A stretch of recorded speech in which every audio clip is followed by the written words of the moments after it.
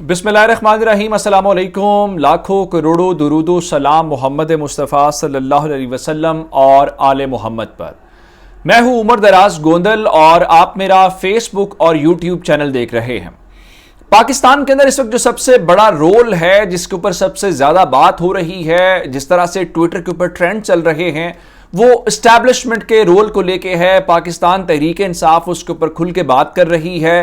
तहरीक इंसाफ ने अब हत्ता के पॉइंट आउट करना चीज़ें शुरू कर दी हैं, जैसे पंजाब के इलेक्शन को लेके लाहौर के अंदर बैठी एक ताकतवर शख्सियत के हवाले से उन्होंने इशारे किए। सोशल मीडिया के ऊपर मुसलसल ट्रेंड चल रहे हैं, जिसके अंदर कहीं इस्तीफे का मुतालिबा है, कहीं पे इल्जामात हैं। तहरीक इंसाफ के आज मरकजी रहनुमा फवाद चौधरी ने यह जरूर कहा है कि जो सोशल मीडिया कैंपेन इस वक्त चल रही है वो हमारी पॉलिसी का हिस्सा नहीं है, लेकिन इसके बावजूद इस वक्त एस्टैब्लिशमेंट एक नए इम्तिहान का शिकार हो गई है। उसकी वजह कैसे है, वो नया इम्तिहान कैसे है? खान साहब की गवर्नमेंट गिरी और खान साहब बार बार कह रहे हैं कि वो एस्टैब्लिशमेंट की मर्जी के बगैर नहीं गिर सकती थी, या एस्टैब्लिशमेंट को कम से कम रोकना चाहिए था। ये उनका दूसरा वर्जन है। न्यूट्रल्स और न्यूट्रल्स ना होने के ऊपर पॉलिटिकल और ए पॉलिटिकल होने की मुख्तलिफ बातें हो रही हैं। अब ऐसे में एक और चीज है, यानी आप देखें कि पंजाब के अंदर अक्सरियत नहीं थी, अक्सरियत बन गई, लोग तोड़ लिए गए और वजीर आला चेंज हो गया। इस तरह से विफाक के अंदर भी अक्सरियत नहीं थी, अक्सरियत बन गई, लोग तोड़ लिए गए और इमरान खान की हुकूमत गिर गई। लेकिन अब एक शख्सियत ऐसी है जो बुनियादी तौर पे इन सब हुक्मरानों के लिए, जो मौजूदा हुक्मरान आए हुए हैं और जो एस्टैब्लिशमेंट है, जो ये कहती है कि वो नॉन पॉलिटिकल है, वो इस वक्त एक आजाद और गैर सियासी किरदार अदा कर रही है, उन सब के लिए एक ऐसी शख्सियत है जो ऐवान के इक्तदार में बैठ के एक इम्तिहान बन के बैठी हुई है। अब वहां पे ऐसा भी नहीं है जिस तरह पंजाब असेंबली के अंदर, नेशनल असेंबली के अंदर, दीगर जगहों के ऊपर आपको अक्सरियत बनानी पड़ी। अक्सरियत कैसे बनानी पड़ी? तहरीक इंसाफ के अंदर से लोग तोड़ने पड़े, तो वो मुश्किल बात थी। लेकिन अब जब आपके पास अक्सरियत भी हो, आपके पास लोग भी पूरे हों और उसके बावजूद आप काम ना करें, तो फिर तो सवाल पैदा होता है कि यहां पे इसका मतलब यह है कि चीजें पॉलिटिकल नहीं हो रही। उसकी एक मिसाल कौन सी है? और माजी में चूंकि उनके खिलाफ कोशिश भी हो चुकी है, और वो है चेयरमैन सेनेट सादिक संजरानी। सादिक संजरानी के खिलाफ मौजूदा गवर्नमेंट जो उस वक्त ऑपोजिशन थी, इन्होंने कोशिश की उनको हटाने की, उनके खिलाफ तहरीके अदम एतमाद लेके आए और तहरीके अदम एतमाद जो है वो नाकाम हो गई। उसकी वजह क्या थी? उसकी वजह यह थी कि आप लोग बाहर आपके उन्होंने हाथ उठाए, हम आपके साथ हैं। जब सीक्रेट वोटिंग हुई तो उसके अंदर आपके लोग शिकस्त से दो चार हो गए। इसी तरह से अभी गिलानी साहब वर्सेस सादिक संजरानी मामला आया तो उस वक्त भी इस ऑपोजिशन को नुकसान का सामना करना पड़ा और ये हार गए। अब इनके पास अक्सरियत है और चेयरमैन सेनेट पीपल्स पार्टी चाहती है, गिलानी साहब वहां पे मौजूद हैं, आखिर सादिक संजरानी को हटाया क्यों नहीं जा रहा? और संजरानी साहब किसके बंदे हैं? संजरानी साहब सबको पता है कि बलूचिस्तान अवामी पार्टी से उनका ताल्लुक है, और जिस तरह से शेख रशीद की जबान के अंदर के बाप का बाप कौन है ये सब जानते हैं, और बाप अपने बाप की मर्जी और इशारे के बगैर इधर से उधर भी नहीं हो सकती। तो सादिक संजरानी को ना हटाया जाना, सादिक संजरानी का अपने ऑफिस के अंदर मौजूद रहना, इस बात का सबूत है कि वो किसी तौर पे भी इनको इस हवाले से कोशिश नहीं करने दे रहे या इनको इजाजत नहीं दे रहे। तो इसलिए इनके ऊपर अब बर्डन है ये साबित करें कि एस्टैब्लिशमेंट भी गैर सियासी है और ये फैसले आजादाना तौर पे कर रहे हैं, एस्टैब्लिशमेंट इनसे फैसले नहीं करवा रही। अब आते हैं खान साहब के ऊपर।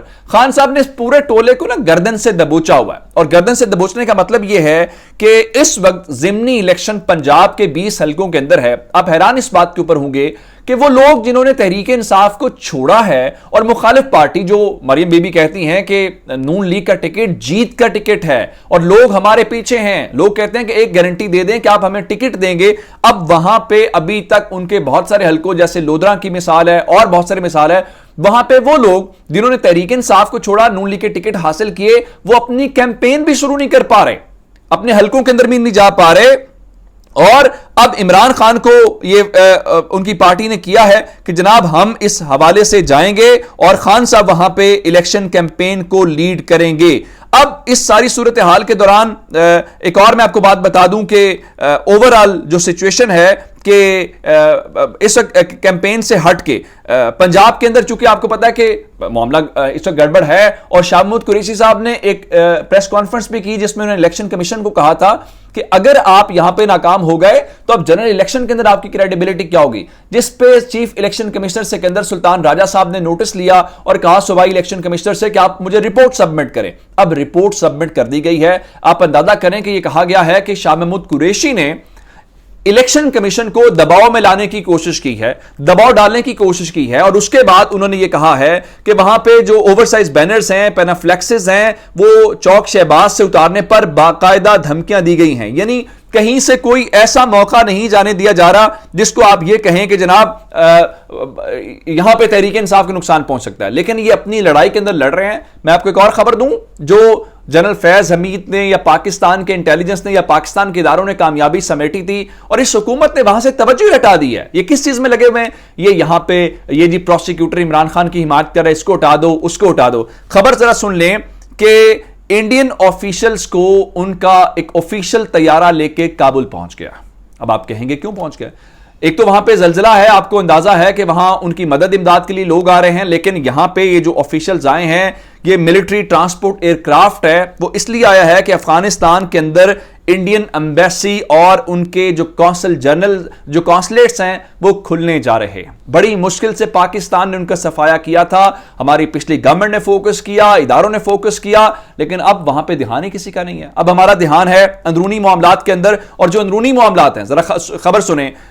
متحدہ رہنما سابق وفاقی وزیر بابر غوری کل کراچی پہنچ رہے ہیں۔ یہ وہی بابر غوری ہیں جن کے اوپر منی لانڈرنگ کا کیس ہے، جن کے اوپر اور بہت سارے کیس ہیں، لیکن ان کو بھی ریلیف مل گیا۔ پاکستان میں اب کوئی اتنا بڑا مسئلہ نہیں ہے۔ تو اب جس طرح خان صاحب نے آخری اپنے ملاقات کے اندر صحافیوں کو کہا تھا کوئی ایسا بندہ رہ تو نہیں گیا جو میرے خلاف نہ ہو، بالکل اسی طرح سے آج کل سوال یہ پیدا ہو رہا ہے کہ اس ملک کے اندر کوئی ایسی شخصیت رہ تو نہیں گئی جس کو وہاں پہ کوئی نہ ملا ہو، جس کو NRO 2 نہ ملا ہو۔ اب ذرا خبر ایک اور سن لیجئے۔ ان معاملات کے اندر ہمیں بتایا جا رہا ہے کہ ڈالر نیچے آ گیا ہے جی، پاکستان بڑا اب سٹیبل ہو رہا ہے۔ اسٹیٹ بینک کے زر مبادلہ کے ذخائر میں 74 کروڑ 80 لاکھ ڈالرز کی کمی ہو گئی ہے، اور یوں اسٹیٹ بینک کے ذخائر جو ہیں وہ 8 ارب 20 کروڑ ڈالر کے اوپر آ گئے ہیں، اور یہ 25 اکتوبر 2019 کے بعد کم ترین سطح کے اوپر ہیں، یعنی 3 سال کی کم ترین سطح پہ ہیں۔ اب آپ اس سے اندازہ لگا لیں کہ صورتحال کس طرف جاری ہے، لیکن سب چین اور امن سے بیٹھے ہوئے ہیں، اور وہ ہمیں کس بات پہ خوش کر رہے ہیں؟ وہ بتا رہے ہیں جی پنجاب کابینہ نے پنجاب میں 11 ٹول پلازے ختم کر دیے ہیں۔ سیالکوٹ بائی پاس پر واقع گجرانوالہ سیالکوٹ راوی ٹول پلازا ہے، Wazirabad by pass per Wazirabad Sialkot Kashmir road tool plaza ہے۔ بہت اچھی بات ہے، لیکن ہمارا مسئلہ ٹول پلازے بنانا اور ختم کرنا نہیں ہے، ہمارا مسئلہ معیشت ہے۔ ہمارا مسئلہ اس وقت جو ہے اکثریت شہباز شریف کو لوگ وزیر اعظم نہیں مان رہے، لوگ الیکشن کی طرف جانا چاہتے ہیں۔ اصل مسئلہ یہ ہے کہ 50% سے زائد لوگ ہیں، اس طرف کوئی جانے کی کوشش نہیں کر رہا۔ اب میں آپ کو ایک اور خبر دے دوں، سپریم کورٹ لگنے کی تیاریاں جو ہیں وہ میں کیا خبر آپ کو دے کے آیا ہوں۔ آرٹیکل 63A کے اوپر ایک پٹیشن فائل ہوئی تھی اسلام آباد ہائی کورٹ بار ایسوسی ایشن کی، اور یہ سارے انہوں نے مل ملا کے صدارتی ریفرنس جو گیا تھا، اس صدارتی ریفرنس کے اندر یہ کہا گیا تھا کہ ارکان ڈی سیٹ ہوں گے، اور اس کے بعد جو منحرف رکن ہے اس کا ووٹ کاؤنٹ نہیں ہوگا۔ اب پاکستان کی سپریم کورٹ بار ایسوسی ایشن یعنی وکلا کی سب سے بڑی نمائندہ تنظیم وہاں پہ گئی ہے کہ ڈی سیٹ ہونا تو کافی ہے، لیکن آپ یوں کریں کہ آپ اس کا ووٹ کاؤنٹ کرنے والی بات جو ہے وہ اس پیراگراف کو حذف کر دیں، یعنی ایک رکن پہلے حکومت گرائے اس کے بعد وہ الیکشن میں جائے، یعنی ایک بار آپ نے الیکشن کروایا، پھر آپ نے حکومت گرائی، پھر آپ میرے خرچے کے اوپر دوبارہ الیکشن لڑنا چاہتے ہیں، یہ کیسے ہو سکتا ہے؟ اس لیے آپ کا ووٹ کاؤنٹ ہونے والی بات کے اوپر سپریم کورٹ سے ان کا جی یہ سپریم کورٹ کی جو رائے ہے وہ آئین میں مداخلت کے مترادف ہے، اس لیے اس کے اوپر نظر ثانی کی جائے۔ اب نظر ثانی آپ کیسے کر سکتے ہیں کہ صدارتی ریفرنس کے اوپر انہوں نے اپنی رائے دی ہے اور وہ بائنڈنگ ہے۔ ذرا میں ایک اور خبر آپ کو دے دوں، جوڈیشل کمیشن کے حوالے سے راجہ ریاض نے آج انکشاف کیا ہے کہ حکومت جوڈیشل کمیشن بنانے جا رہی ہے، جو خان صاحب بار بار مطالبہ کر رہے ہیں۔ یہ راجہ ریاض کو کیسے پتا ہے؟ راجہ ریاض تو اپوزیشن لیڈر ہیں، راجہ ریاض تو کہتے ہیں میں تحریک انصاف کا حصہ ہوں، تحریک انصاف کا۔ اب ان کو کیسے پتا چل گیا؟ اس آپ اندازہ لگائیں کہ ہمارے ساتھ کیا کیا مذاق ہو رہے ہیں۔ پھر خبر یہ انہوں نے دعویٰ کیا ہے کہ اگلے مہینے کے اندر تحریک انصاف کے 30 جو MNAs ہیں جی وہ استعفے واپس لیں گے، اور ایوان کے اندر واپس بیٹھ جائیں گے. ہم تو بڑے عرصے سے سن رہے ہیں اس قسم کے دعوے کرنے میں کیا حرج ہے. راجہ ریاض بھی کر رہے ہیں, نون لیگ والے بھی کر رہے ہیں, اور یہی بات آج اعظم نذیر تارڑ فلور کے اوپر کہہ رہے تھے جی ان کے پاس گاڑیاں ہیں, انہوں نے تنخواہیں لے رہے ہیں, پارلیمنٹ لاجز کے اوپر قبضہ کیا ہوا ہے, لیکن یہ کام نہیں کر رہے, استعفے صرف کاغذی حد تک ہے. بھائی آپ کو کس نے منع کیا ہے؟ یہ آپ کے اتحاد کی اس پاس اسپیکر قومی اسمبلی آپ کے پاس ہے. کل سمپل سا نوٹیفیکیشن جاری کریں اور کہیں ڈی نوٹیفائی کریں, یہ حصہ نہیں ہے, بات ختم. تقریریں کرنے کا کیا فائدہ ہے؟ کر کے دکھائیں نا, ہمت جرت کریں جو آپ سے نہیں ہو رہی. اپنا بہت سارا خیال رکھیے گا. خدا حافظ.